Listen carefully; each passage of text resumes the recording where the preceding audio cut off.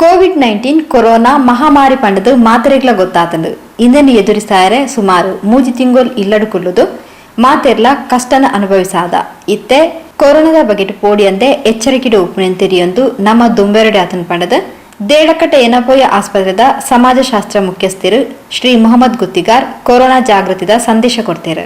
ಮಹಾಮಾರಿ ಒಂದು ಬಂದಿದೆ, ನಮಗೆ ಸಾಂಕ್ರಾಮಿಕ ರೋಗ ಅಂತ ನಾವು ಹೇಳ್ತೇವೆ. ಸಾಂಕ್ರಾಮಿಕ ಅಂತ ಹೇಳಿದ್ರೆ ಸಾಕಾಗುವುದಿಲ್ಲ.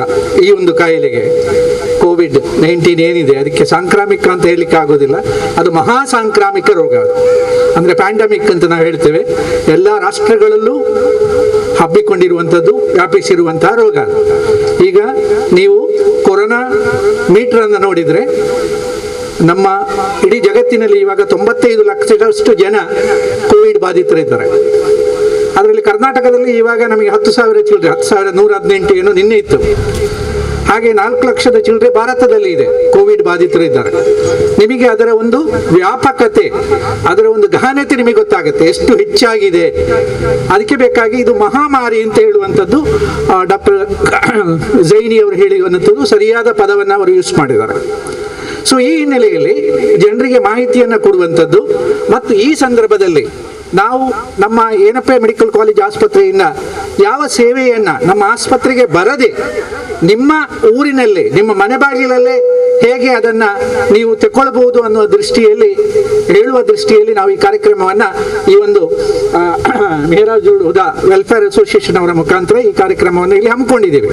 ಮುಖ್ಯವಾಗಿ ನಮ್ಮ ಮಾರುಕಟ್ಟೆ ವಿಭಾಗದವರು ಈ ಕಾರ್ಯಕ್ರಮವನ್ನು ಸಂಯೋಜನೆ ಮಾಡಲಿಕ್ಕೆ ಶ್ರಮಿಸಿದ್ದಾರೆ. ಅವರು ಇಲ್ಲಿ ಕೋವಿಡ್ ಏನು ಅದರ ಬಗ್ಗೆ ಹೆಚ್ಚು ನಾನು ಹೇಳಲಿಕ್ಕೆ ಹೋಗುವುದಿಲ್ಲ, ಯಾಕಂದ್ರೆ ನಿಮಗೆ ಎಲ್ಲರಿಗೂ ಗೊತ್ತಿದೆ ಇವಾಗ ಅದರ ಬಗ್ಗೆ.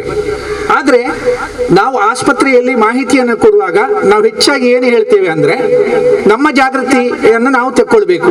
ಜಾಗೃತಿ ಯಾವುದು ಆಗಿರ್ಬೋದು, ಎಲ್ಲೂ ಆಗಿರ್ಬೋದು, ಓದಿ ಆಗಿರ್ಬೋದು, ಕೇಳಿ ಆಗಿರ್ಬೋದು, ಅಥವಾ ನೋಡಿ ಆಗಿರ್ಬೋದು, ಎಲ್ಲವೂ ಬಲ್ಲವರಿಂದ ಕಲಿತು ಅಂತ ನಾವು ಹೇಳ್ತೇವೆ.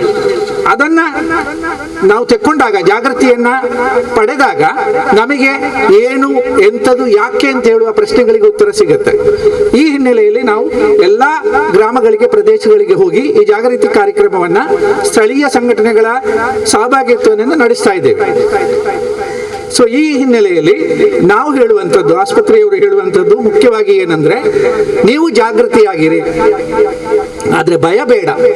ಯಾಕಂದ್ರೆ ನಿಮಗೆ ಗೊತ್ತಿದೆ, ಸುಮಾರು 3 ತಿಂಗಳು ಲಾಕ್ಡೌನ್ ಆಗಿದ್ದಾಗ ನಿಮಗೆ ಏನು ಅನಿಸಿತ್ತು ಅನ್ನೋದ್ರ ಬಗ್ಗೆ ನಿಮ್ಮ ಹತ್ರ ಕೇಳಿ ತಿಳಿಬೇಕು. ಎಷ್ಟು ಜನರಿಗೆ ಕೆಲಸ ಇರಲಿಲ್ಲ, ಎಷ್ಟು ಜನರಿಗೆ ಹೊಟ್ಟೆಗೆ ಆಹಾರ ಇರಲಿಲ್ಲ, ಎಷ್ಟು ಜನರು ಹೆದರಿಕೆಯಿಂದ ವಲಸೆ ಹೋಗ್ತಾ ಇರುವಾಗ ಎಷ್ಟು ಜನ ಸತ್ರು ಅನ್ನೋದೆಲ್ಲ ನಿಮಗೆ ಗೊತ್ತಿದೆ. ಅದು ಹೆದರಿಕೆ, ನಮಗೆ ಆ ಹೆದರಿಕೆಯಿಂದಾಗಿ ಹಾಗಾಗಿದೆ. ಸೊ ಆದ್ರೆ ಅದೇ ಸಂದರ್ಭದಲ್ಲಿ ಸಾಕಷ್ಟು ಸಂಘ ಸಂಸ್ಥೆಗಳು, ಸರ್ಕಾರ, ಮಾಧ್ಯಮ, ಆಶಾ ಕಾರ್ಯಕರ್ತರು, ವೈದ್ಯರುಗಳು ಎಲ್ಲರೂ ಕೂಡ ಅವರಿಗೆ ಸಂತೈಸಿ ಅವರಿಗೆ ಆ ಒಂದು ಕಷ್ಟ ಕಾಲದಲ್ಲಿ ಸಹಾಯ ಮಾಡುವಂತ ಕೆಲಸವನ್ನ ತುಂಬಾ ಚೆನ್ನಾಗಿ ನಮ್ಮ ದೇಶದಾದ್ಯಂತ ಮಾಡಿದ್ದಾರೆ. ಮಂಗಳೂರಲ್ಲೂ ಕೂಡ ಅಷ್ಟು ಚೆನ್ನಾಗಿ ಮಾಡಿದ್ದಾರೆ. ಅದನ್ನು ಎಲ್ಲಾ ಸಂಘ ಸಂಸ್ಥೆಗಳವರು ಅಕ್ಕಿ ಕೊಡುವಂಥದ್ದು, ಬೇಳೆ ಕೊಡುವಂಥದ್ದು ಎಲ್ಲವನ್ನು ಮಾಡಿದ್ದಾರೆ. ಅದಕ್ಕೆ ನಾವು ನಮ್ಮ ಆಸ್ಪತ್ರೆಯ ಪರವಾಗಿ ಅವರಿಗೆ ಅಭಿನಂದನೆಗಳನ್ನ ಕೊಡ್ತೇವೆ. ನಾವು ಹೆಚ್ಚಾಗಿ ಹೇಳುವಂಥದ್ದು ಏನಂದ್ರೆ ಭಯ ಬೇಡ, ಆದ್ರೆ ಜಾಗೃತಿ ಇರಿ.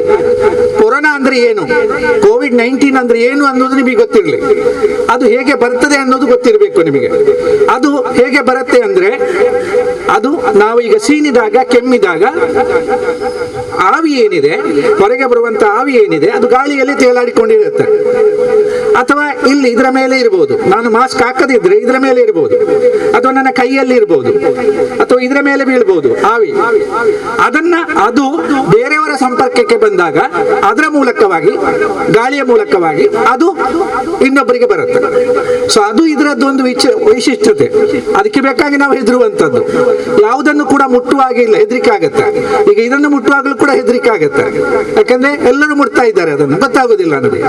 ಆದ್ರಿಂದ ಆವಾಗ ಏನು ಹೇಳುದು ನಾವು, ನೀವು ಆದಷ್ಟು ಕೈಯನ್ನ ಜಾಗೃತಿಯಾಗಿಡಿ, ಕೈಯನ್ನ ತೊಳೆದುಕೊಳ್ಳಿ ಅಂತ ಹೇಳುವುದು ಅದಕ್ಕೆ ಬೇಕಾಗಿ.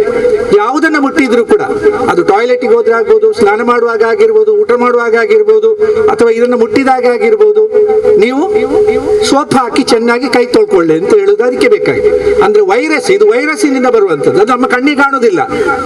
ಈಗ ಡೆಂಗು ಬರುವಂತದ್ದು, ಮಲೇರಿಯಾ ಬರುವಂತದ್ದು ನಮ್ಮ ಕಣ್ಣಿಗೆ ಕಾಣ್ತದೆ, ಅದು ಸೊಳ್ಳೆ ಕಚ್ಚುತ್ತದೆ, ನಮಗೆ ಗೊತ್ತಾಗುತ್ತೆ. ಇದು ಗೊತ್ತಾಗೋದಿಲ್ಲ. ಇದು ಎಷ್ಟೋ ಪಟ್ಟು ದೊಡ್ಡದಿರುವಂತಹ ಲೆನ್ಸ್ ಇರುವಂತಹ ಮೈಕ್ರೋಸ್ಕೋಪ್ ಅಲ್ಲಿ ನೋಡಿದ್ರೆ ಮಾತ್ರ ಅದು ಗೊತ್ತಾಗುತ್ತೆ, ಇಲ್ಲ ಇದ್ರೆ ಗೊತ್ತಾಗೋದು ನಮಗೆ ಯಾರಿಗೂ ಗೊತ್ತಾಗೋದಿಲ್ಲ.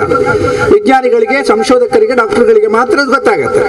ಸೊ ಆದ್ರಿಂದ ನಾವು ಜಾಗ್ರತೆಯಲ್ಲಿ ಇರಬೇಕಾಗುತ್ತೆ. ಸೊಳ್ಳೆ ಬರುವುದು ನಮಗೆ ಗೊತ್ತಾಗುತ್ತೆ, ನಾವು ನೆಟ್ ಹಾಕ್ಬೋದು, ಸೊಳ್ಳೆ ಬರುವುದಿಲ್ಲ, ಅಥವಾ ಕಾಯಿಲ್ ಹಾಕ್ಬೋದು, ಸೊಳ್ಳೆ ಬರುವುದಿಲ್ಲ, ಫ್ಯಾನ್ ಹಾಕ್ಬೋದು, ಸೊಳ್ಳೆ ಬರುವುದಿಲ್ಲ, ಅಥವಾ ಮೈಗೆ ಓಡೋನಿಲ್ಲ ಹಚ್ಚಿಕೊಳ್ಬಹುದು, ಸೊಳ್ಳೆ ಬರುವುದಿಲ್ಲ, ಹತ್ತಿರ ಬರುವುದಿಲ್ಲ.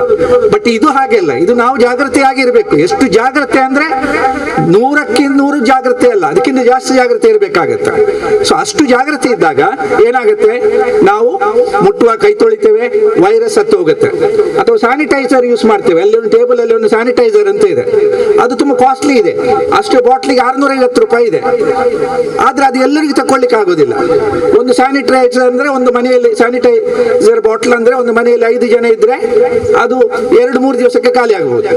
ಸೊ ಅದಕ್ಕೆ ನಾವೇನು ಹೇಳುದಂದ್ರೆ, ನಿಮ್ಮ ಮನೆಯಲ್ಲಿ ಏನು ಸೋಪು ಇದೆ ಅದರಲ್ಲಿ ಕೈ ತೊಳ್ಕೊಳ್ಳಿ, ಆದಷ್ಟು ಹೆಚ್ಚು ಕೈ ತೊಳ್ಕೊಳ್ಳಿ. ಎಷ್ಟು ಬಾರಿ ನೀವು ಏನು ಮುಟ್ತೀರೋ, ಏನು ಕೆಲಸ ಮಾಡ್ತೀರೋ ಆ ಸಂದರ್ಭದಲ್ಲಿ ಕೈಯನ್ನು ತೊಳ್ಕೊಳ್ಬೇಕು ಅಂತ ನಾವು ಹೇಳುದು. ಅದು ಒಂದು. ಎರಡನೇದು ಮಾಸ್ಕ್ ಹಾಕುವಂಥದ್ದು. ಇದು ಮಾಸ್ಕ್ ಹಾಕ್ತೇವೆ ನಾವು, ಅದು ಮಾಸ್ಕ್ ಸರ್ಜಿಕಲ್ ಮಾಸ್ಕ್ ಇರ್ಬೋದು, ಕಾಟನ್ ಮಾಸ್ಕ್ ಇರ್ಬೋದು. ಆಗ ಈಗ ಬೇರೆ ಬೇರೆ ತರದ್ದು, ನಾನಾ ತರವಾರಿದ್ದು, ಆ ತರ ಇರುವಂತದ್ದು, ಕಲರ್ ಇದೆಲ್ಲ ಬಂದಿದೆ. ಆ ಮಾಸ್ಕ್ ಅನ್ನು ಬಳಸಿ. ಆದ್ರೆ ಮಾಸ್ಕಿನ ಸ್ವಚ್ಛತೆಯನ್ನ ನೀವು ಕಾಪಾಡಬೇಕಾಗುತ್ತೆ. ಈಗ ನಾನು ಸರ್ಜಿಕಲ್ ಮಾಸ್ಕ್ ಯೂಸ್ ಮಾಡ್ತಾ ಇದ್ದೇನೆ. ಸರ್ಜಿಕಲ್ ಮಾಸ್ಕ್ ಅಂದ್ರೆ ಇದು ಯಾವಾಗ್ಲೂ ಯೂಸ್ ಮಾಡ್ಲಿಕ್ಕೆ ಆಗುದಿಲ್ಲ, ನಾನು ಸಂಜೆ ಹೋಗುವಾಗ ಬಿಸಾಡಿ ಹೋಗ್ಬೇಕಾಗತ್ತೆ. ಅದು ಇದ್ರದ್ದು ಆಯಿಸಿರುವಂತದ್ದು 6 ಗಂಟೆ, ಹೆಚ್ಚಂದ್ರೆ 6 ಗಂಟೆ ಮಾತ್ರ. ಆದ್ರಿಂದ ನಾನು ಇಲ್ಲಿ ಮಾತಾಡುವಾಗ ಇಲ್ಲಿ ಎದುರು ಭಾಗದಲ್ಲೆಲ್ಲ ಸಂಗ್ರಹ ಆಗಿರುತ್ತೆ ಇವಾಗ ಆವಿ ಅಲ್ವಾ, ಬಾಯಿಯ ಹನಿಗಳು ಇಲ್ಲಿ ಇರಬಹುದು. ಆದ್ರಿಂದ ನಾನು ಇಲ್ಲಿ ಎಲ್ಲ ಮುಟ್ಲಿಕ್ಕಿಲ್ಲ, ಅದನ್ನ ಮುಟ್ಟಬಾರ್ದು, ಯಾರು ಮುಟ್ಟಬಾರ್ದು, ಎದುರು ಮುಟ್ಟಬಾರ್ದು. ಏನಾದ್ರೂ ಹೆಚ್ಚು ಕಡಿಮೆ ಮಾಡಬೇಕು ಅಂದಿದ್ರೆ ಇದು ಮಾತ್ರ ಇರ್ಬೇಕು, ಅಥವಾ ಇದನ್ನು ಮಾತ್ರ ಮುಟ್ಟಬೇಕು. ಅದೆಲ್ಲ ಕ್ರಮ ಇದೆ. ನಾವು ಮಾಸ್ಕ್ ಅನ್ನು ಯೂಸ್ ಮಾಡೋದಿದ್ರೆ ಒಬ್ಬರ ಮಾಸ್ಕ್ ಅನ್ನ ಇನ್ನೊಬ್ರು ಯೂಸ್ ಮಾಡ್ಲಿಕ್ಕಿಲ್ಲ, ಮತ್ತೊಬ್ರು ಉಪಯೋಗಿಸುವ ಹಾಗೆ ಇಲ್ಲ. ಸೊ ಅದೆಲ್ಲ ನಾವು ಜಾಗ್ರತೆ ಇರಬೇಕಾಗುತ್ತೆ. ಆದ್ರಿಂದ ಅದು ಕಾಟನ್ ಹತ್ತಿ ಬಟ್ಟೆಯಿಂದ ಮಾಡಿರುವ ಮಾಸ್ಕ್ ಆಗಿರ್ಬೋದು, ಸರ್ಜಿಕಲ್ ಮಾಸ್ಕ್ ಆಗಿರ್ಬೋದು, ಯಾವುದಾಗಿರ್ಬೋದು, ಅದನ್ನೇ ನೀವು ಬಳಸಬೇಕಾಗತ್ತೆ. ಅದು ಎರಡನೇದು ಇಂಪಾರ್ಟೆಂಟ್ ಗಮನಿಸಬೇಕಾದಂತ ಸಂಗತಿ. ನಾವು ಮೂರನೇದು ನಾವು ಹೇಳುದು ಅಂತರ ಇಡಬೇಕು ಅಂತ. ಅಂತರ ಯಾಕೆ ಅಂದ್ರೆ ಇದು ಹರಡುವಂಥದ್ದು. ಈಗ ನಾನಿಲ್ಲಿ ಮಾತಾಡುವಾಗ ನನ್ನ ಬಾಯಿಯ ಹನಿ ಇವರ ಮೇಲೆ ಬಿದ್ದಾಗ, ಅದರಿಂದ ಅವರಿಗೆ ಮುಟ್ಟಿಕೊಂಡಾಗ ಅದು ಕೈಯಲ್ಲಿ ಅಥವಾ ಬಾಯಿಯ ಒಳಗೆ ಹೋಗ್ಬೋದು, ಕಣ್ಣಿನ ಒಳಗೆ ಹೋಗ್ಬೋದು, ಅದರಿಂದ ಕಾಯಿಲೆ ಬರ್ಬೋದು. ಆದ್ರಿಂದ ಅಂತರ ಇರಬೇಕು ಅಂತ ಮೊದಲು ಸರ್ಕಾರದವರು ಏನು ಹೇಳಿದ್ರು ಅಂದ್ರೆ 1 ಮೀಟರ್ ಅಂತರ ಇಡಿ ಅಂತ, ಅಂದ್ರೆ ಸುಮಾರು 3 ಫೀಟ್ ಆಗುತ್ತೆ. ಆದ್ರೆ ಇವತ್ತು ಹೇಳ್ತಾ ಇರೋದು ಏನಂದ್ರೆ, ನಿಮಗೆ ಗೊತ್ತಿದೆ ಕೊರೋನಾ ಮೀಟರ್ ಹೆಚ್ಚಾಗ್ತಾ ಇದೆ, ಆದ್ರಿಂದ ಅಂತರ ಎಷ್ಟು ಸಾಧ್ಯ ಇದೆಯಾ ಅಷ್ಟು ಇಡಿ ಅಂತ. ಈಗ ಏನ್ ಹೇಳ್ತಾ ಇದ್ದಾರೆ, 6 ಫೀಟ್ ಅಂದ್ರೆ 2 ಮೀಟರ್ ಅಂತರ ಇಡಿ ಅಂತ ಹೇಳ್ತಾ ಇದ್ದಾರೆ. ಯಾಕಂದ್ರೆ ಅದರ ಒಂದು ವ್ಯಾಪಕತೆ, ಅದರ ಗಹನತೆ ನಿಮಗೆ ಅರ್ಥ ಆಗ್ಬೇಕು ಹಾಗೆ ಹೇಳಿದಾಗ. ಸೊ ಅದನ್ನು ನಾವು ಪಾಲಿಸಬೇಕು ಅಂತ. ಮತ್ತೆ 4ನೇದು, ಆದಷ್ಟು ಹೊರಗೆ ಹೋಗುವುದನ್ನು ನಾವು ಕಡಿಮೆ ಮಾಡಬೇಕು. ಏನು ಅಗತ್ಯ ಇದ್ದಾಗ ಮಾತ್ರ ಹೊರಗೆ ಹೋಗ್ಬೇಕು. ಕೆಲಸಕ್ಕೆ ಹೋಗುವವರು ಹೋಗಬೇಕಾಗತ್ತೆ, ಕೆಲಸಕ್ಕೆ ಹೋಗುವವರು ಮನೆಯಲ್ಲಿ ಇಡಬೇಕು ಅಂತ ನಾವು ಹೇಳುವುದಿಲ್ಲ. ಆದ್ರೆ ಯಾರು ಈಗ ಸಣ್ಣ ಮಕ್ಕಳು, 10 ವರ್ಷಕ್ಕಿಂತ ಕಡಿಮೆ ಇರುವವರು, 60 ವರ್ಷಕ್ಕಿಂತ ಜಾಸ್ತಿ ಇರುವವರು ಆದಷ್ಟು ಹೊರಗೆ ಹೋಗಬಾರ್ದು. ಯಾಕೆ ಅಂದ್ರೆ ಅವರಲ್ಲಿ ಬಾಡಿಯಲ್ಲಿ ಇಮ್ಯುನಿಟಿ ಅಂತ ನಾವು ಹೇಳ್ತೇವೆ, ಪ್ರತಿರೋಧಕ ಶಕ್ತಿ ಕಡಿಮೆ ಇರುತ್ತೆ. ಈಗ ಕೆಲವರು ಹೇಳ್ಬಹುದು, ಜ್ವರ ಬಂದಾಗ ನಾವು ಏನು ಔಷಧಿ ತಗೊಳ್ಳಿಲ್ಲ, ನಮ್ದು ಜ್ವರ ನಿವಾರಣೆ ಆಯ್ತು ಅಂತ ಹೇಳ್ಬಹುದು. ಹೌದು, ಯಾಕೆ ನಿವಾರಣೆ ಆಯ್ತು ಅಂದ್ರೆ, ಜ್ವರ ಬಂದ್ರೆ ಒಬ್ಬರ ಮೈಯಲ್ಲಿ 3 ರಿಂದ 5 ದಿವಸ ಇರುತ್ತೆ. ಸೊ ನಿಮಗೆ ಜ್ವರ ಬರುತ್ತೆ, ಹೆಚ್ಚಾಗುತ್ತದೆ, ಕಡಿಮೆ ಆಗುತ್ತೆ, 2 ದಿವಸದಲ್ಲಿ ಇದು ಕೆಮ್ಮು ಶುರು ಆಗುತ್ತೆ, 3ನೇ ದಿವಸದಾಗ ಮತ್ತೇನಾಗುತ್ತೆ, ನಾವು ನಮ್ಮ ಒಳಗೆ ಆಂಟಿಬಾಡೀಸ್ ಇದೆ, ಪ್ರತಿರೋಧಕ ಶಕ್ತಿ ಇದೆ, ಅದು ಈ ರೋಗ ಬರುವ ಏನು ಇದರೊಟ್ಟಿಗೆ ಜಗಳ ಮಾಡುತ್ತೆ.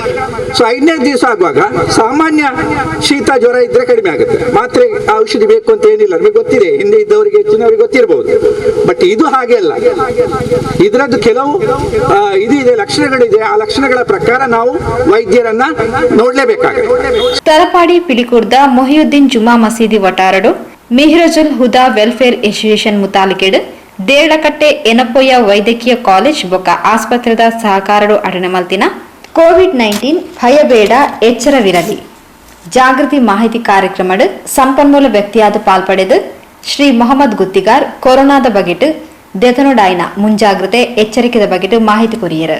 10 ವರ್ಷಕ್ಕಿಂತ ಕೆಳಗಿನವರು 60 ವರ್ಷಕ್ಕಿಂತ ಮೇಲಿನವರು ಆದಷ್ಟು ಮನೆಯಿಂದ ಹೊರಗೆ ಹೋಗಬೇಡಿ, ಮನೆಯಲ್ಲೇ ಇರಬೇಕು ಅಂತ ಹೇಳುವುದು. ಅದಕ್ಕೆ ಬೇಕಾಗಿ ಶಾಲೆಗಳು ಇಲ್ಲ. ನಿಮಗೆ ಗೊತ್ತಿದೆ, ಇನ್ನು ಶಾಲೆ ಶುರು ಆಗುವವರು ಅಕ್ಟೋಬರ್, ನವೆಂಬರ್, ಡಿಸೆಂಬರ್ ಆಗ್ಬೋದು. ಮಾನ್ಯ ಅಧ್ಯಕ್ಷರಿಗೆ ಕೂಡ ಗೊತ್ತಿದೆ ಅದ್ರ ಬಗ್ಗೆ.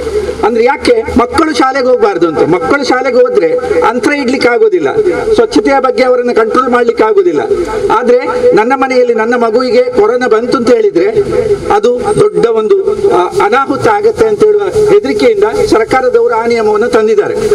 ಈಗ ಎಷ್ಟೋ ಆಲೋಚನೆ ಮಾಡಿ ಈಗ PUC ಮತ್ತು SLC ಎಕ್ಸಾಮ್ ಅನ್ನು ಅವರು ಶುರು ಮಾಡಿದ್ದಾರೆ. ಅದಕ್ಕೂ ಕೂಡ ಬೇಕಾದಷ್ಟು ಅವರ ಅಧ್ಯಕ್ಷರು ಹೇಳಿದ ಹಾಗೆ ಅದಕ್ಕೂ ಬೇಕಾದಷ್ಟು ನಿಯಮಗಳನ್ನ ಮಾಡಿದ್ದಾರೆ. ಯಾಕೆ ತೊಂದರೆ ಆಗಬಾರ್ದು ಅಂತ. ಸೊ ಅದು ಇನ್ನೊಂದು.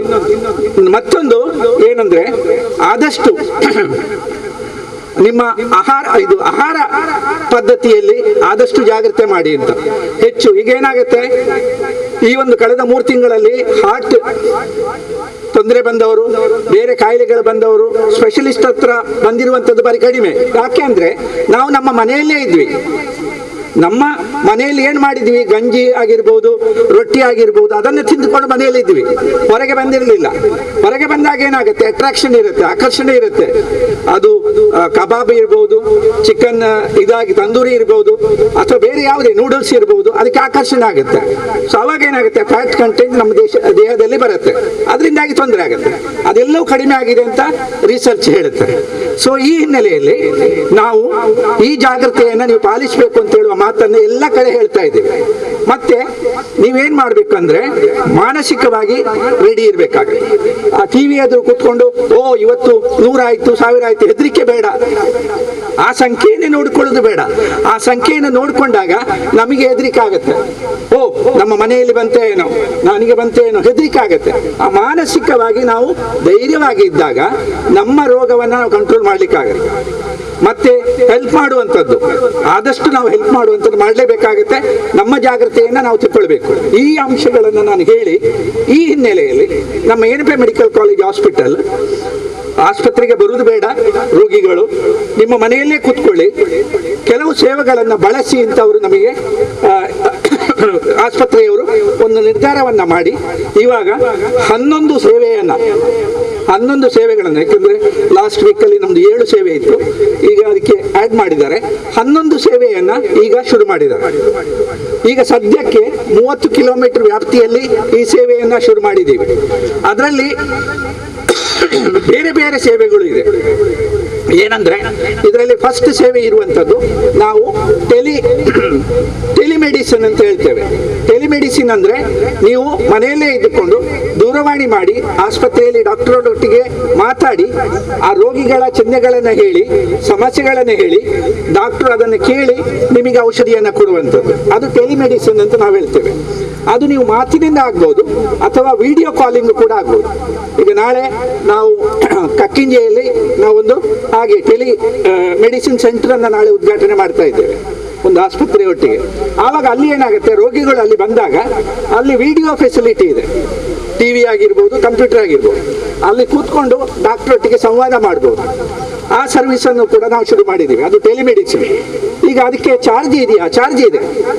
ಚಾರ್ಜ್ ಏನಂದ್ರೆ, ಈಗ ನೀವು ಡಾಕ್ಟರ್ ಒಟ್ಟಿಗೆ ಮಾತಾಡುವಾಗ 150 ರೂಪಾಯಿ ಅವರು ನಿಮಗೆ ಸಲಹೆಯನ್ನು ಕೊಡಬೇಕು ಅಂತ ಹೇಳಿ 150 ರೂಪಾಯಿ ಚಾರ್ಜ್ ಆಗುತ್ತೆ.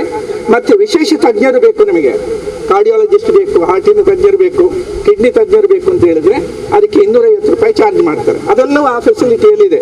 9686955055 ಅಲ್ಲಿ ಆ ನಂಬರ್ ಇದೆ. ಅದು ನಿಮಗೆ ಒಂದು ಕರಪತ್ರ ಕೊಡ್ತಾರೆ, ಅದರಲ್ಲಿ ಇದೆ ಅದು.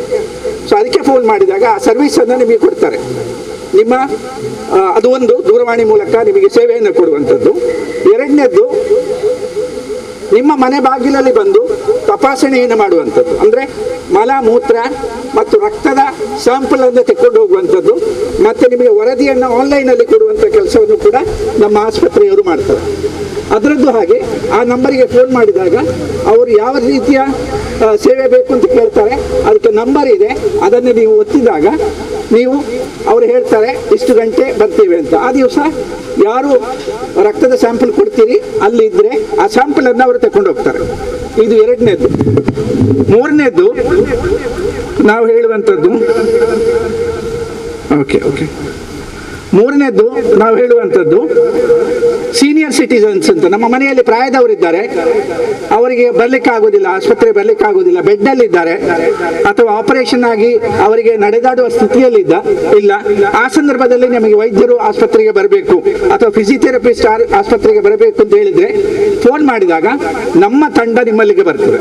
ಅದು ಮೂರನೇದು. ನಾಲ್ಕನೇದು ವೈದ್ಯಕೀಯ ಉಪಕರಣಗಳನ್ನು ಬಾಡಿಗೆ ಕೊಡುವಂಥದ್ದು.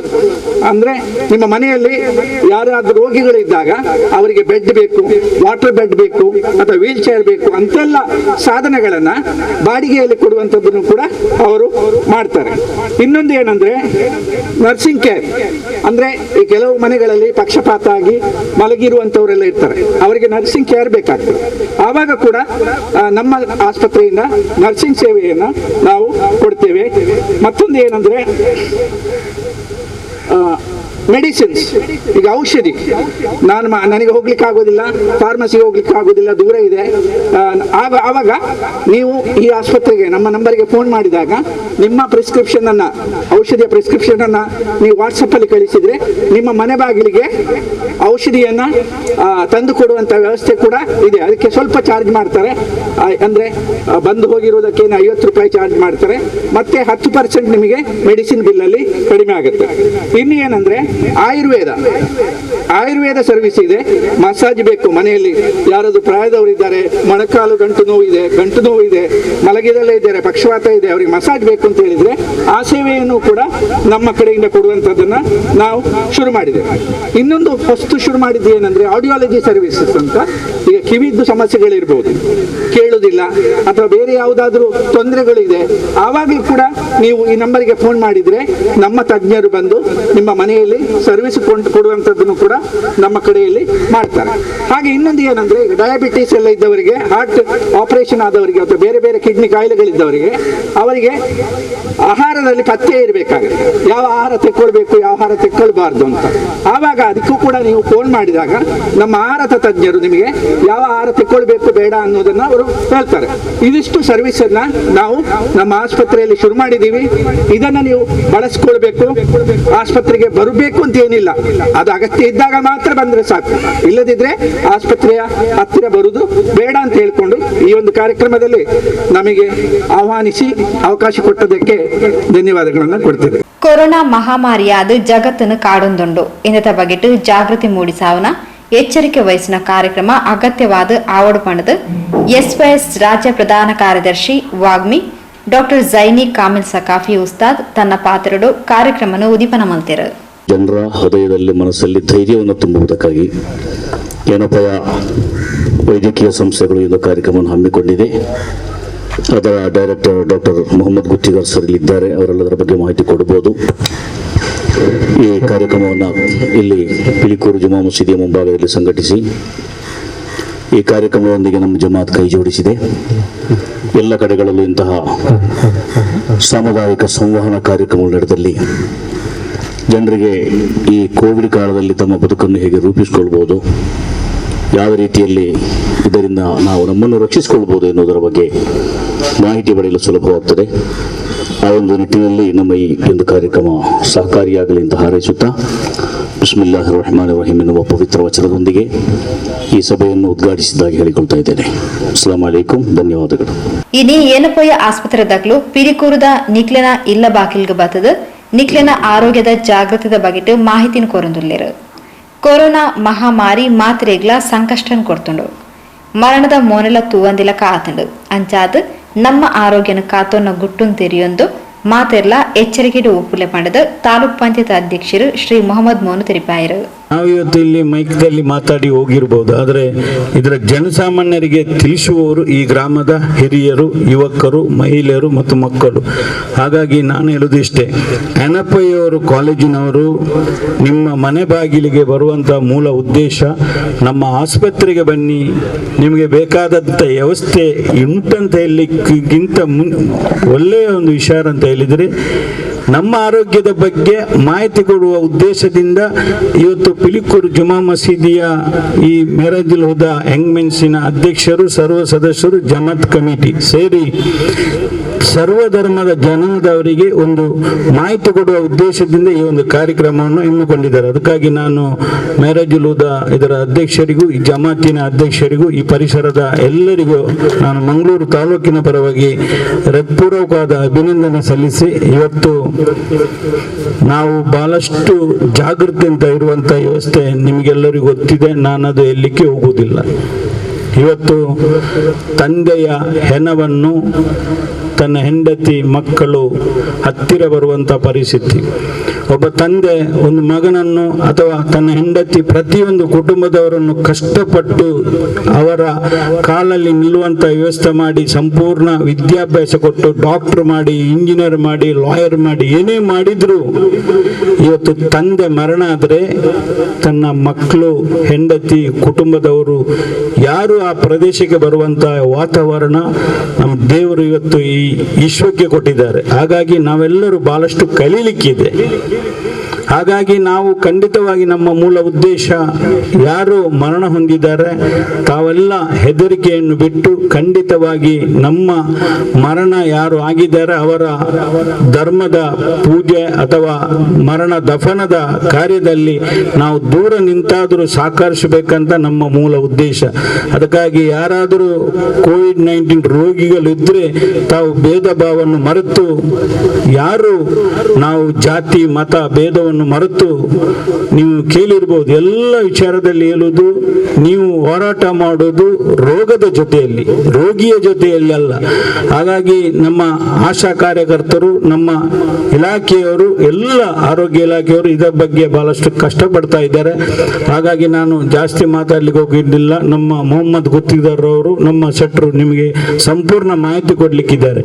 ಹಾಗಾಗಿ ಈ ಒಂದು ಕಾರ್ಯಕ್ರಮದಲ್ಲಿ ಒಂದೆರಡು ಮಾತಾಡ್ಲಿಕ್ಕೆ ಅವಕಾಶ ಮಾಡಿಕೊಟ್ಟ ನಮ್ಮ ಮೆರಾಜುಲ್ ಹುದಾ ಅಧ್ಯಕ್ಷರಿಗೂ, ಸರ್ವ ಸದಸ್ಯರಿಗೂ, ನಮ್ಮ ಜಮಾತ್ ಕಮಿಟಿಯವರಿಗೂ, ನಮ್ಮ ಇಲ್ಲಿರುವಂಥ ಎಲ್ಲ ವೇದಿಕೆಯಲ್ಲಿದ್ದವರಿಗೂ, ನಮ್ಮ ಪ್ರತೀಕವಾಗಿ ಇಲ್ಲಿ ಕರೆದದ್ದ ನಮ್ಮ ತಾಲೂಕು ಮುಖ್ಯಸ್ಥರಾದ ಸಿದ್ದಿಕ್ರವರು ಬಹಳಷ್ಟು ಕಾರ್ಯಕ್ರಮ ಮಾಡ್ತಾ ಇದ್ದಾರೆ ಈ ಪ್ರದೇಶದಲ್ಲಿ. ಅದೇ ರೀತಿ ನಮ್ಮ ಯಾಕೂಬ್ರವರಿದ್ದಾರೆ, ಎಲ್ಲ ಕೆಲಸ ಕಾರ್ಯಗಳಲ್ಲಿ ಕೈ ಜೋಡಿಸುವಂಥವರು. ಇವರ ಸಮ್ಮುಖದಲ್ಲಿ ಈ ಪ್ರದೇಶ ಎಲ್ಲ ಅಭಿವೃದ್ಧಿ ಹೊಂದಿಲ್ಲ ಅಂತ ದೇವರಲ್ಲಿ ಪ್ರಾರ್ಥಿಸಿ ನನ್ನ ಮಾತು. ಪಿಲಿಕೂರು ಜುಮಾ ಮಸೀದಿಯ ಅಧ್ಯಕ್ಷರು ಜನಾಬ್ ಹಾಜಿ PI ಅಹಮದ್ ಕೊನ್ನಿ, ಪಂಜಾಳ ಬದ್ರಿಯಾ ಜುಮಾ ಮಸೀದಿ ಮಾಜಿ ಅಧ್ಯಕ್ಷರು ಜನಾಬ್ ಮೋನು ಹಾಜಿ, ತಾಲೂಕ್ ಪಂಚಾಯತ್ ಅಧ್ಯಕ್ಷರು ಜನಾಬ್ ಮೊಹಮ್ಮದ್ ಮೋನು ಪಾವೂರು ಮೊಕ್ಲೆಗೂ ಈ ಪೊರ್ತು ಮಾನಾದಿಗೆ ಮಲ್ತೇರ. ಧರ್ಮಗುರುಗಳು ಇವರು ಜಂಟಿಯಾಗಿ ಶಾಲು ಹೊದಿಸಿ ಸನ್ಮಾನಿಸಬೇಕಾಗಿ ಕೇಳ್ಕೊಳ್ತೇನೆ.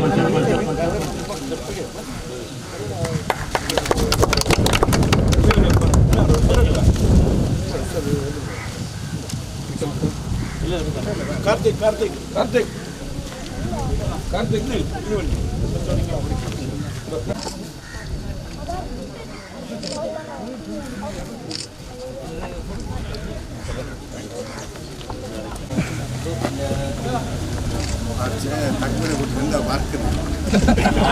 ಏನಪೊಯ್ಯ ಆಸ್ಪತ್ರೆದ ಮಾರುಕಟ್ಟೆ ವಿಭಾಗದ ಮುಖ್ಯಸ್ಥರು ಶ್ರೀ ವಿಜಯಾನಂದ ಶೆಟ್ಟಿ, ತಲಪಾಡಿ ಗ್ರಾಮ ಪಂಚಾಯತ್ ಅಭಿವೃದ್ಧಿ ಅಧಿಕಾರಿ ಶ್ರೀ ಕೇಶವ ತಲಪಾಡಿ ಕೊರೋನಾ ಜಾಗೃತಿದ ಬಗ್ಗೆ ಪೂರಕ ಮಾಹಿತಿ ಕೊರಿಯರು. ಈ ಸಂದರ್ಭದಲ್ಲಿ ನಾನು ಏನು ಹೇಳ್ತಾ ಇದ್ದೇನೆ ಅಂತ ಹೇಳಿದ್ರೆ, ಆಸ್ಪತ್ರೆ ಬಂದಾಗ ಇತ್ತೀಚೆಗೆ ಕೆಲವೊಂದು ಖರ್ಚುಗಳು ಜಾಸ್ತಿ ಅಂತ ಕಾಣ್ಬೋದು. ಯಾಕೆಂತ ಹೇಳಿದ್ರೆ ವೈದ್ಯರಿಗಿರ್ಬೋದು, ಆ ರೋಗಿಗಿರ್ಬೋದು, ಕೆಲವೊಂದು ಅವಶ್ಯ ಸಂದರ್ಭಗಳಲ್ಲಿ PPE ಕಿಟ್ ಅನ್ನ ಈ ತಲೆಯಿಂದ ಕಾಲಿನವರೆಗೆ ಏನು ಹಾಕ್ತಾರ ಅದಕ್ಕೆ PPE ಕಿಟ್ ಅಂತ ಹೇಳ್ತಾರೆ, ಇಂಗ್ಲಿಷಲ್ಲಿ ಪರ್ಸನಲ್ ಪ್ರೊಟೆಕ್ಷನ್ ಇಕ್ವಿಪ್ಮೆಂಟ್ಸ್ ಅಂತ ಹೇಳಿ. ಅದರಲ್ಲಿ ಹೆಡ್ ಕ್ಯಾಪ್ ಇರ್ಬೋದು, ಶರೀರಕ್ಕೆ ಆಗುವ ಶರ್ಟ್ ಇರ್ಬೋದು, ಸ್ಕ್ರಬ್ಸ್ ಅಂತೇನೆ ಹೇಳ್ತಾರೆ, ಬಾಕಿದನ್ನೆಲ್ಲ ಅದನ್ನ ಎಲ್ಲಾ ರೋಗಿ ರೋಗಿಗಳಿಗೆ ಇವನ್ ಈಗ ಸರ್ಜರಿ ಆಗುವಾಗ ಇರ್ಬೋದು, ಡೆಲಿವರಿ ಆಗುವಾಗ ಇರ್ಬೋದು, ಅದನ್ನು ಹಾಕಿಕೊಂಡೇ ಡಾಕ್ಟರ್ಗಳು ಸರ್ಜರಿನೂ ಮಾಡ್ತಾರೆ, ಟ್ರೀಟ್ಮೆಂಟ್ ಅನ್ನು ಕೊಡ್ತಾರೆ. ಆದ್ದರಿಂದ ಅದಕ್ಕೆ ಸಾಧಾರಣ ಒಂದು 2,000-3,000 ಖರ್ಚು ಬರ್ತದೆ. ಅದು ಈಗ ಎಲ್ಲ ಹಾಸ್ಪಿಟಲ್ಗಳಿಗೆ ಕೂಡ ಎಕ್ಸ್ಟ್ರಾ ಖರ್ಚು. ಆದ್ರಿಂದ ನಿಮಗೆ ಗೊತ್ತಿರ್ಬೋದು, ಕೆಲವೊಂದು ಸಡನ್ ಬಂದಾಗ ನಿಮಗೆ ಅದು ನಾವು ಈಗಾಗಲೇ ನಮ್ಮ ಆಸ್ಪತ್ರೆಯಲ್ಲಿ ಡೆಲಿವರಿ ಇದ್ದದ್ದು ಫ್ರೀ ಇತ್ತು ಜನರಲ್ ವಾರ್ಡಲ್ಲಿ, ಅದೇ ರೀತಿ ಸಿಸೇರಿಯನ್ ಆಗೋದು ಕೂಡ ಫ್ರೀ ಆಗ್ತಿತ್ತು. ಕೆಲವೊಂದು ಸಂದರ್ಭದಲ್ಲಿ ಕೆಲವೊಂದು ಮೆಡಿಸಿನ್ ಚಾರ್ಜ್ ಮಾತ್ರ ಇತ್ತು. ಆದ್ರೆ ಈಗ ನಾವೇನ್ ಮಾಡಿದ್ದೇವೆ ಅಂತ ಹೇಳಿದ್ರೆ ಈ PP ಕಿಟ್ಟಿನ ಒಂದು ಚಾರ್ಜ್ ನಾವು ಹಾಕ್ತಾ ಇದ್ದೇವೆ. 2,500-3,000 ಜನರಲ್ ವಾರ್ಡಲ್ಲಿ ಜನರಲ್ ನಾರ್ಮಲ್ ಆಪರೇಷನ್ ಇದು ಡೆಲಿವರಿ ಆಗುವಾಗ. ಅದೇ ರೀತಿ ಸಿಸೇರಿಯನ್ ಇರುವಾಗ 6,000 ಚಾರ್ಜ್ ಮಾಡ್ತಾ ಇದ್ದೇವೆ. ಇದು ನಿಮ್ಮ ಗಮನಕ್ಕೆ. ಅದೇ ರೀತಿ ಈಗ ನಾವು 24x7 ಈ ಒಂದು ಸರ್ವಿಸ್ ಏನು ಕೊಡ್ತಾ ಇದ್ದೇವೆ, ಅದು ನೀವು 24x7 ಆ ಒಂದು ಸಮಯದಲ್ಲಿ ನೀವು ಫೋನ್ ಮಾಡ್ಬೋದು. ಆ ನಿಮ್ಮ ಫೋನ್ ಕಾಲ್ ಅನ್ನು ತಗೊಂಡು ನಿಮ್ಗೆ ಯಾವಾಗ ಯಾವ ಟೈಮಲ್ಲಿ ಸರ್ವಿಸ್ ಕೊಡ್ಬೇಕಂತ ಹೇಳಿ ನಾವು ಡಿಸೈಡ್ ಮಾಡಿ ನಿಮ್ಮ ಮನೆಗೆ ಏನು ಆ ಒಂದು ಹೋಮ್ ಕೇರ್ ಸರ್ವಿಸಸ್ ಇದೆ ಅದನ್ನೆಲ್ಲ ನಾವು ನೀಡ್ತಾ ಇದ್ದೇವೆ. ಮತ್ತು ಈಗಾಗಲೇ ಕೆಲವೊಂದು ನೀವು ಆಸ್ಪತ್ರೆಯಲ್ಲಿ ಬರುವಾಗ ನಿಮ್ಮ ಜೊತೆಗೆ ರೋಗಿ ಮತ್ತು ರೋಗಿ ಒಟ್ಟಿಗೆ ಒಬ್ಬರು ಮಾತ್ರ ಬರಬೇಕಾಗ್ತದೆ. 2-3 ಜನ ಬಂದಾಗ ಅಲ್ಲಿ ಕೂಡ ಜನಸಂದಣಿ ಜಾಸ್ತಿಯಾಗಿ ನಿಮಗೂ ಸಮಸ್ಯೆ, ಆಸ್ಪತ್ರೆಯಲ್ಲಿ ಅದನ್ನು ಏನು ವ್ಯವಸ್ಥೆ ಮಾಡಬೇಕು ಅದು ಅವರಿಗೂ ಸಮಸ್ಯೆ ಆಗ್ತದೆ. ಆದ್ದರಿಂದ ಇದನ್ನೆಲ್ಲ ನೀವು ಮನದಟ್ಟು ಮಾಡಿಕೊಂಡು ಈ ಸಂದರ್ಭದಲ್ಲಿ ನಾವು ಹೇಳುತ್ತಿರುವುದೇನೆಂದ್ರೆ ಈ ಒಂದು ಕೋವಿಡ್ ಸಾಂಕ್ರಾಮಿಕ ಸಮಯದಲ್ಲಿ ಎಲ್ಲರೂ ಜಾಗೃತರಾಗಿರಬೇಕು. ಅದೇ ರೀತಿ ನಾವು ಈ ಆನ್ಲೈನ್ ಸರ್ವಿಸಸ್ ಏನೆಲ್ಲ ಇದೆ, ಮನೆ ಬಾಗಿಲಿಗೆ ನಮ್ಮ ಆಸ್ಪತ್ರೆ ಸೇವೆಗಳು, ಇದನ್ನು ಕೂಡ ಆ ನಂಬರಿಗೆ ನೀವು ಫೋನ್ ಮಾಡಿ ಪಡ್ಕೊಳ್ಬಹುದು. ಅದು customer care number. Direct phone ಮಾಡಿದಾಗ ಅದನ್ನು ನೀವು ಅದೇ ಒಂದೇ ಕಾಲಲ್ಲಿ ಆಗುದಿಲ್ಲ, ಅದರಲ್ಲಿ 1, 2 ಒತ್ತಿ 3 ಒತ್ತಿ ಅದೇ ರೀತಿ 7 ಒತ್ತಿ. ಅಂದ್ರೆ ನಿಮ್ಗೆ ಏನಾದ್ರೂ ಸಜೆಷನ್ ಕೊಡ್ಲಿಕ್ಕಿದ್ರೆ, ಎನ್ಕ್ವೈರಿ ಇದ್ರೆ, ಕಂಪ್ಲೇಂಟ್ ಕೊಡ್ಲಿಕ್ಕಿದ್ರೆ ಅದೇ ಕಸ್ಟಮರ್ ಕೇರ್ ನಂಬರ್ ಅಲ್ಲಿ 7 ಒತ್ತಿದಾಗ ನಮ್ಮ ಆಡಳಿತ ವರ್ಗದವರಲ್ಲಿ ಸಿಗ್ತಾರೆ, ಅದು ಹೇಳ್ಬಹುದು. ಅದೇ ರೀತಿ ನಿಮ್ಗೆ ಆಂಬ್ಯುಲೆನ್ಸ್ ಇರಬಹುದು, ಡ್ರಗ್ಸ್ ಮೆಡಿಸಿನ್ ಇರಬಹುದು, ಆ ನಂಬರ್ಗೆ ಮಾಡಿದಾಗ ವಿವಿಧ ಹಂತಗಳಲ್ಲಿ ಅದನ್ನು ಯಾರು ಫೋನ್ ತಗೊಳ್ತಾರೆ ಅವರು ವ್ಯವಸ್ಥೆ ಮಾಡ್ತಾರೆ. ಇಷ್ಟನ್ನ ಹೇಳಿ ನಾನು ಈ ಒಂದು ಕಾರ್ಯಕ್ರಮ ಆಯೋಜಿಸಿದವರಿಗೆ ಮತ್ತು ಇಲ್ಲಿ ನೆರೆದಿರುವ ನಿಮ್ಗೆಲ್ಲರ ಕೃತಜ್ಞತೆಯನ್ನು ಸಲ್ಲಿಸಿ ನನ್ನ ಮಾತನ್ನು ನಿಲ್ಲಿಸ್ತಾ ಇದ್ದೇನೆ. ಕೋವಿಡ್-19 ಕೊರೋನಾ ವೈರಸ್ ಬಗ್ಗೆ ಒಂದು ಸಾರ್ವಜನಿಕ ಸಮುದಾಯಕ್ಕೆ ಒಂದು ಮಾಹಿತಿಯನ್ನು ಹಮ್ಮಿಕೊಂಡಿರ್ತಾರೆ. ಅವರು ಈ ಸಂಸ್ಥೆಯವರಿಗೆ ನಾನು ಪ್ರಥಮವಾಗಿ ಧನ್ಯವಾದಗಳನ್ನು ಸಲ್ಲಿಸುತ್ತೇನೆ. ಯಾಕೆಂದ್ರೆ ನಮ್ಮ ಗ್ರಾಮ ಪಂಚಾಯತ್ ಕೂಡ ಇದರಲ್ಲಿ ತುಂಬಾ ಪಾತ್ರ ಬಹಳ ಇದೆ ಕೊರೋನಾ ವೈರಸ್ ನಿಯಂತ್ರಣ ಬಗ್ಗೆ. ಈ ಕೊರೋನಾ ವೈರಸ್ ವ್ಯಾಪಕವಾಗಿ ಹರಡದಂತೆ ಮುಂಜಾಗ್ರತಾ ಕ್ರಮವಾಗಿ ನಾವು ಈಗ ಪ್ರತಿಯೊಂದು ಅಲ್ಲಿಗೆ ಹೋಗಿ ಸಾರ್ವಜನಿಕರಿಗೆ ಸಮುದಾಯಕ್ಕೆ ನಾವು ಮಾಹಿತಿಯನ್ನು ನೀಡ್ತೇವೆ. ಈಗ ಪ್ರಥಮವಾಗಿ ಏನೆಂದರೆ ನಾವು ಮಾಸ್ಕ್ ಅನ್ನು ಎಲ್ಲರೂ ಕಡ್ಡಾಯವಾಗಿ ಅಳವಡಿಸಬೇಕಾಗ್ತದೆ. ಯಾಕೆಂದ್ರೆ ಅದು ಒಬ್ಬರಿಂದ ಇನ್ನೊಬ್ಬರಿಗೆ ಸ್ಪ್ರೆಡ್ ಆಗುವುದನ್ನು ತಡೆದುಕೊಳ್ಳುತ್ತದೆ. ಮತ್ತೆ 2 ಮೀಟರ್ ಅಂತರವನ್ನು ಕಡ್ಡಾಯವಾಗಿ ಎಲ್ಲರೂ ಕೂಡ ಪಾಲಿಸಬೇಕು. ಮತ್ತೆ ಗುಂಪಾಗಿ ಎಲ್ಲರೂ ಒಟ್ಟು ಸೇರುವುದನ್ನು ನಾವು ಆದಷ್ಟು ಅದನ್ನು ಕೈ ಬಿಡಬೇಕು. ಮತ್ತೆ ಈಗಾಗಲೇ ನಮ್ಮ ಆಸ್ಪತ್ರೆ ಸಾರಿ ಹೇಳಿದಾಗಿನೇ ನಾವು ಎಷ್ಟು ಅಗತ್ಯ ಉಂಟು ಅಷ್ಟಕ್ಕೆ ಮಾತ್ರ ನಮ್ಮ ಮನೆಯಿಂದ ಹೊರಗೆ ಹೋಗಬೇಕು. ಅನಗತ್ಯವಾಗಿ ನಾವು ತಿರುಗಾಡೋದು ಅದೆಲ್ಲ ನಮಗೆ ಬೇಕಾಗಿಲ್ಲ. ಆದಷ್ಟು ನಾವು ಹೋಟೆಲ್ ಉಪಹಾರವನ್ನು ನಾವು ಸ್ವಲ್ಪ ಕಡಿಮೆ ಮಾಡೋದು ಒಳ್ಳೆಯದು. ಆದಷ್ಟು ನಮ್ಮ ಮನೆಯ ಉಪಹಾರವನ್ನು ಸೇವಿಸಿದರೆ ಬಹಳ ಒಳ್ಳೆಯದು. ಯಾಕೆಂದ್ರೆ ಎಲ್ಲಿ ಏನಂತೇಳಿ ನಮಗೆ ಗೊತ್ತಿರುವುದಿಲ್ಲ ಇದರ ಬಗ್ಗೆ, ಇದು ಯಾವ ರೀತಿಯಲ್ಲಿ ಬರ್ತದೆ ಅಂತೇಳಿ ನಮಗೆ ಗೊತ್ತಾಗುದಿಲ್ಲ. ಮತ್ತೆ ನಿನ್ನೊಂದು ನಾನು ಉದಯವಾಣಿಯಲ್ಲಿ ಪೇಪರ್ ಓದಿದ್ದೇನೆ. ಇದರಲ್ಲಿ ಏನೆಂದರೆ ನಮ್ಮ ವಿಜ್ಞಾನಿಗಳು ಸಂಶೋಧನೆ ಮಾಡಿದ ಪ್ರಕಾರ ಈಗ ನಮ್ಮ ಮನೆಯ ಮತ್ತು ಇತ್ತಿನಲ್ಲಿ ಕೆಲವು ಗಲೀಜು ನೀರಲ್ಲಿ ಕೆಲವು ಉತ್ಪತ್ತಿ ಆಗ್ತದೆ, ಕೆಲವು ವೇಸ್ಟೇಜ್ ನೀರಲ್ಲಿ, ಅದರಲ್ಲಿ ಕೂಡ ಕೊರೋನಾದ ಅಂಶ ವೈರಸ್ ಇರ್ತದೆ ಅಂತೇಳಿ ಇನ್ನೊಂದು ಪೇಪರಲ್ಲಿ ನಾನು ಓದಿದ ನೆನಪಿರ್ತದೆ. ಹಾಗೆ ನಾವು ಆದಷ್ಟು ಜನರು ಕೂಡ ನಮ್ಮ ವೈಯಕ್ತಿಕ ಸ್ವಚ್ಛತೆಯನ್ನು ಕೂಡ ಕಾಪಾಡಿಕೊಳ್ಬೇಕು. ಪ್ರತಿಯೊಬ್ಬರು ಕೂಡ ನಾವು ಸ್ಯಾನಿಟೈಸರ್ ಅನ್ನು ಬಳಸಿಕೊಳ್ಳಬೇಕು. ಮತ್ತೆ ನಮ್ಮ ಮನೆಯ ಆವರಣದಲ್ಲಿ ನೀರು ನಿಲ್ಲದಾಗೆ, ಆದರೆ ಈಗಾಗಲೇ ಕೆಲವು ಡೆಂಗ್ಯೂ ಜ್ವರ, ಬೇರೆ ಬೇರೆ ಮಲೇರಿಯಾ ಈಗಾಗಲೇ ಮಳೆಗೆಲ್ಲ ಪ್ರಾರಂಭವಾಗಿದ್ದರಿಂದ ಈಗ ಸೊಳ್ಳೆಗಳ ಕಾಟ ಪ್ರಾರಂಭವಾಗಿದೆ. ಇದನ್ನು ನಾವು ಆದಷ್ಟು ನಾವೇ ನಿಯಂತ್ರಣ ಮಾಡಬೇಕು. ಯಾರಾದ್ರೂ ಇದಕ್ಕೆ ಗ್ರಾಮ ಪಂಚಾಯತ್ ಬರಬೇಕು ಅಥವಾ ಬೇರೆ ಸಂಘ ಸಂಸ್ಥೆಗಳು ಬರಬೇಕಂತ ನಾವು ಕಾಯೋದು ಬೇಡ. ನಮ್ಮ ಸ್ವಚ್ಛತೆಯನ್ನು ನಾವು ರೂಢಿಸಿಕೊಂಡು ಕೊಳ್ಬೇಕಾಗ್ತದೆ. ಗಲೀಜು ನೀರಿನಲ್ಲಿ ನೊಣಗಳು ಉತ್ಪತ್ತಿಯಾಗಿ ಅದು ಕೂಡ ಇದಕ್ಕೆ ಕೊರೋನಾ ವೈರಸ್ ಅಥವಾ ಬೇರೆ ಬೇರೆ ಕಾಯಿಲೆಗಳ ಬರುವಂತ ಅವಕಾಶ ಮಾಡಿಕೊಡ್ತದೆ. ಮತ್ತೆ ಯಾರು ಕೂಡ ಈಗ ಏನಂದ್ರೆ ನಮ್ಮ ರಸ್ತೆ ಬದಿಯಲ್ಲಿ ರೋಡ್ ಸೈಡ್ ಅಲ್ಲಿ ಸಿಕ್ಕಲ್ಲಿ ಪ್ಲಾಸ್ಟಿಕ್ ಅಲ್ಲಿ ಮುದ್ದೆ ಮಾಡಿ ಕಸಗಳನ್ನು ಈಗ ಬಿಸಾಡುವಂತ ಸಂಪ್ರದಾಯ ತುಂಬಾ ವರ್ಷದಿಂದ ಬರ್ತಾ ಉಂಟು. ಇದೊಂದು ಗ್ರಾಮ ಪಂಚಾಯತಿ ತುಂಬ ದೊಡ್ಡ ಒಂದು ಸವಾಲಾಗಿ ಪರಿಣಮಿಸಿದೆ. ಯಾಕೆಂದರೆ ನಮಗೆ ಗ್ರಾಮ ಪಂಚಾಯತ್ ಮಟ್ಟದಲ್ಲಿ ಒಂದು ಕಸ ವಿಲೇವಾರಿ ಮಾಡಲಿಕ್ಕೆ ಜಾಗ ಇಷ್ಟರವರೆಗೆ ಕೂಡ ಮಾಡಲಿಕ್ಕೆ ಸಾಧ್ಯವಾಗಿಲ್ಲ. ಯಾಕೆಂದರೆ ನಾವು ಯಾವುದೇ ಒಂದು ಜಾಗೆಯನ್ನು ಐಡೆಂಟಿಫೈ ಮಾಡಲಿಕ್ಕೆ ಹೋದಾಗ ಸರ್ಕಾರಿ ಜಾಗೆಯನ್ನು ಅಲ್ಲಿ ಹತ್ತಿರದವರು ಏನು ಹೇಳ್ತಾರೆ ಅಂದರೆ ಅದಕ್ಕೆ ನಮಗೆ ಪರಿಸರಕ್ಕೆ ತೊಂದರೆ ಆಗ್ತದೆ, ಅಲ್ಲಿ ವಾಸನ ಮಾಡ್ತದೆ ಅಂತೇಳಿ ಹಾಗೆ ಅಬ್ಜೆಕ್ಷನ್ ಕೊಟ್ಟು ಅದರಲ್ಲಿ ಕೆಲವು ಪೆಂಡಿಂಗ್ ಆಗುವಂಥ ಕೆಲವು ಸಂದರ್ಭಗಳು ಬಂದಿದೆ. ಹಾಗೆ ಸೂಕ್ತವಾದ ಸ್ಥಳಗಳು ನಮಗೆ ಸಿಗಲಿಲ್ಲ. ಆ ಸೂಕ್ತವಾದ ಸ್ಥಳ ಸಿಕ್ಕಿದಾದರೆ ನಾವು ಈಗ ಮನೆಯಿಂದ ಕಸಗಳನ್ನು ಕಲೆಕ್ಟ್ ಮಾಡಿಕೊಂಡು ಅಲ್ಲಿ ಹೊಸದಾಗಿ ವೈಜ್ಞಾನಿಕವಾಗಿ ವಿಲೇವಾರಿ ಮಾಡುವಂಥ ಒಂದು ಘಟಕವನ್ನು ಸ್ಥಾಪನೆ ಮಾಡಲಿಕ್ಕೆ ನಾವು ಖಂಡಿತವಾಗಿ ಮುಂದೆ ಬರ್ತೀವಿ. ಸರ್ಕಾರ ಕೂಡ ಅದಕ್ಕೆ ಬೇಕಾದ ಹಣ ಕೂಡ ಕೊಡ್ತದೆ. ಹಾಗೆ ಯಾರು ಕೂಡ ಕಸಗಡ್ಡಿಯನ್ನು ಪ್ಲಾಸ್ಟಿಕ್ ತುಂಬಿಸಿ ಅದರ ರೋಡ್ ಸೈಡಲ್ಲಿ ಬಿಸಾಡೋದು, ಮತ್ತೆ ಅಲ್ಲಿ ಕಾಗೆಗಳಿಗೆ ಕೊಂಡೋಗಿ ಯಾರ್ಯಾರ ನೀರಿನ ಟ್ಯಾಂಕಿಗೆ ಹಾಕುವುದು, ಮತ್ತೆ ಯಾರ್ಯಾರ ಅಂಗಳದಲ್ಲಿ ಹಾಕುವುದು, ಮತ್ತೆ ನಾಯಿಗಳು ತಿನ್ನುವುದು, ಮತ್ತೆ ಅಲ್ಲಿ ಹಾವು ಕೆರೆ ಎಲ್ಲ ಕೂಡ ಬರ್ತಾ ಉಂಟು ರೋಡ್ ಸೈಡ್. ಇದು ತುಂಬಾ ಸಮಸ್ಯೆ ಆಗ್ತುಂಟು. ದಯವಿಟ್ಟು ಈಗಾಗಲೇ ನಮ್ಮ ಮನೆಯಿಂದ ಕಸ ಸಂಗ್ರಹಿಸುವ ಗಾಡಿ ಬರ್ತಾ ಉಂಟು. ಈಗ 3 ತಿಂಗಳ ಲಾಕ್ಡೌನ್ ಸಂದರ್ಭದಲ್ಲಿ ಕಸ ಸಂಗ್ರಹಿಸುವ ಗಾಡಿ ಬರ್ತಿರಲಿಲ್ಲ, ಈಗ ಬರ್ತಾ ಉಂಟು. ದಯವಿಟ್ಟು ನೀವು ಪ್ಲಾಸ್ಟಿಕ್ ತುಂಬಿ ಎಲ್ಲರೂ ಅವಳಿಗೆ ಕೊಡಿ. ಅವರಿಗೆ ಎಷ್ಟು ತಿಂಗಳಿಗೆ 75-100 ರೂಪಾಯಿ ಕೊಡ್ಲಿಕ್ಕೆ ಇರುವುದು ಅಷ್ಟೇ. ಅದೇನು ದೊಡ್ಡ ಸಂಗತಿ ಏನಲ್ಲ. ನಮ್ಮ ಪರಿಸರಕ್ಕೆ ನಮ್ಮ ತ್ಯಾಜ್ಯಕ್ಕೆ ನಾವೇ ಹೊಣೆ ಅಂತೇಳಿ ಸರ್ಕಾರದ ಮಟ್ಟದಲ್ಲಿ ಕೂಡ ತೀರ್ಮಾನ ಆಗಿದೆ. ಆ ತ್ಯಾಜ್ಯಗಳಿಗೆ ನಾವೇ ಜವಾಬ್ದಾರು. ಈ ತ್ಯಾಜ್ಯದಿಂದಾಗಿ ಗಲೀಜುಗಳಿಂದಾಗಿ ನಮಗೆ ರೋಗಗಳು ತುಂಬಾ ಹರಡಲಿಕ್ಕೆ ಅಂತ ಸಾಧ್ಯತೆ ಇರುತ್ತದೆ. ಆದಷ್ಟು ಬೇಗ ನಾವೆಲ್ಲರೂ ಅದಕ್ಕೆ ಗ್ರಾಮ ಪಂಚಾಯತಿಯಿಂದ ಕೈ ಜೋಡಿಸಲು ಕೇಳಿಕೊಳ್ಳುತ್ತೇನೆ. ಮತ್ತೆ ನಮ್ಮ ಆಶಾ ಕಾರ್ಯಕರ್ತರು ಕೂಡ ಈ ನಮ್ಮ ಕೊರೋನಾ ವೈರಸ್ನ ಬಗ್ಗೆ ಪ್ರತಿ ಮನೆಗೆ ಅವರು ಬರ್ತಾ ಇದ್ದಾರೆ. ನೀವು ಅವರಿಗೆ ಆದಷ್ಟು ನೀವು ಅವರಿಗೆ ಸಹಕಾರ ಕೊಡಿ. ನಮ್ಮ ಗ್ರಾಮದಲ್ಲಿ ಯಾವುದೇ ಇಂಥ ಯಾವುದೇ ಒಂದು ರೋಗ ರುಜಿನ ಬರದಂತೆ ತಡೆಗಟ್ಟುವ ನಿಮ್ಮ ಸಹಕಾರವನ್ನು ನಾವು ಆಶಾ ಕಾರ್ಯಕರ್ತರಿಗೆ ಕೊಡಬೇಕಂತ ನಾನು ಕೇಳಿಕೊಳ್ಳುತ್ತೇನೆ. ಎಲ್ಲರೂ ಕೂಡ ವಂದನೆಗಳನ್ನು ಸಲ್ಲಿಸುತ್ತಾ ನನ್ನೆರಡನ್ನು ಮಾತನ್ನು ಮುಗಿಸ್ತೇನೆ. ತಾಲೂಕ್ ಪಂಚಾಯತ್ ಸದಸ್ಯರು ಶ್ರೀ ಸಿದ್ದಿಕ್ ತಲಪಾಡಿ ಸೋಷಿಯಲ್ ಅಚೀವ್ಮೆಂಟ್ ಅಧ್ಯಕ್ಷರು ಇಸಾನ್ ಪಿಲಿಕೂರು, ಮಿಹಿರಜುಲ್ ಹುದಾ ವೆಲ್ಫೇರ್ ಅಸೋಸಿಯೇಷನ್ ಅಧ್ಯಕ್ಷರು ಸಲಾಂ ಪಿಲಿಕೂರು, ತಲಪಾಡಿ SYS ಅಧ್ಯಕ್ಷರು ಅಬ್ದುಲ್ ಸಲಾಂ, ತಲಪಾಡಿ ಪಂಚಾಯತ್ ಸದಸ್ಯರು ಫಯಾಸ್ ಪಿಲಿಕೂರು ಇಂಚಿತಿ ಪ್ರಮುಖರು ಕಾರ್ಯಕ್ರಮಗಳು ಮಲ್ಲಬಿನಿರಾದ ಪಾಲ್ಪಡೆದಿದ್ದರು. ಸಾಮಾಜಿಕ ಕಾರ್ಯಕರ್ತರು NI ಇಬ್ರಾಹಿಂ ಸಭೆ ನೆತ್ಕೊಂಡರು. DYFI ಅಧ್ಯಕ್ಷರು ಅಶ್ರಫ್ ಮಂಜುರಾಬಾದ್ ಸಭೆ ಸ್ಥಾರಕೆ ಮಂತರು.